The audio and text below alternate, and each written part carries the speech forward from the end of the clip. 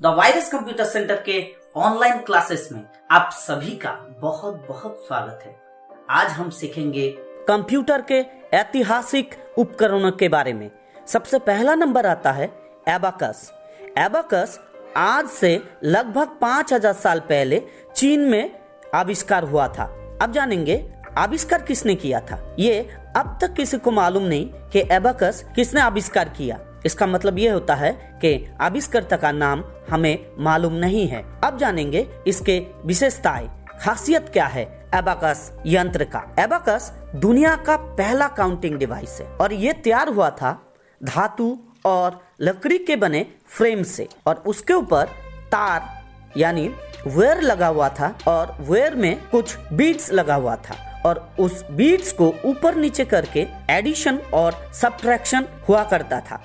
Addition इसका मतलब होता है कि जोड़ना और सब्ट्रैक्शन होता है घटाना, यानी जोड़ना और घटाने का काम होता था एबाकस से। ये चीन में यूज होता था, जापान में भी इसका यूज होता था, लेकिन जापान में इसका नाम कुछ और है।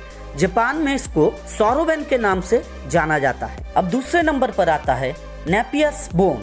नेपियर्स बोन आविष्कार हुआ था सन 1617 को और आविष्कार किए थे जॉन नेपियर। अब जान लेते हैं नेपियर्स बोन के विशेषताएं। नेपियर्स बोन एक हाथ से चलाने वाला यंत्र था।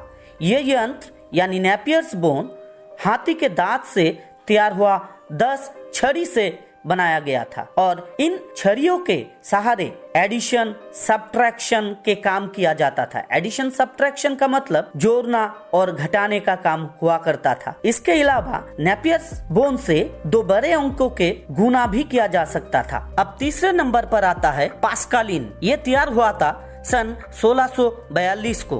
तैयार किए थे ब्लेज पास्कल। अब जान लेते हैं पास्कालिन के विशेषताएं। ये धातु के पहिया द्वारा तैयार हुआ था और इसके द्वारा एडिशन सब्ट्रैक्शन मल्टीप्लिकेशन और डिवीजन का भी काम किया जाता था। ये यंत्र एक दूसरे नाम से भी जाना जाता है। इसका और एक नाम है पास्कल्स कैलकुलेटर। अब चौथे नंबर पर आता है स्टेप्ड रैकनर। ये तैयार हुआ था सन 1671 को।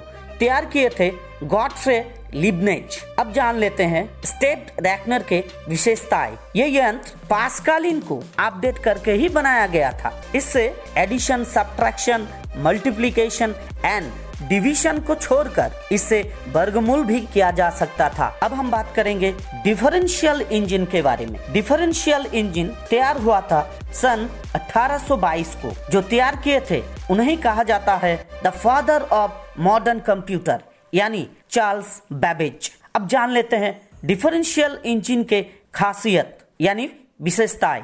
डिफरेंशियल इंजन फर्स्ट यंत्र था जिसमें स्टोर करने का क्षमता था और इस यंत्र से वर्ग और वर्गमूल दोनों ही होता था, यानी स्क्वायर और स्क्वायर रूट किया जा सकता था। इसके अलावा इस यंत्र के सहारे एक साथ बहुत सारे काम किया जा सकता था। अब हम बात करेंगे एनालिटिकल इंजन के बारे में। एनालिटिकल इंजन तैयार हुआ था 1833 को और तैयार किए थे चार्ल्स बैबेज। अब जानेंगे एनालिटिकल इंजन के बारे में, यानी एनालिटिकल इंजन के खासियत। इससे एडिशन सब्ट्रैक्शन मल्टीप्लिकेशन डिवीजन और स्क्वायर रूट का काम किया जा सकता था। एनालिटिकल इंजन ही पहला डिवाइस था जिसमें इनपुट प्रोसेसर आउटपुट का इस्तेमाल हुआ था।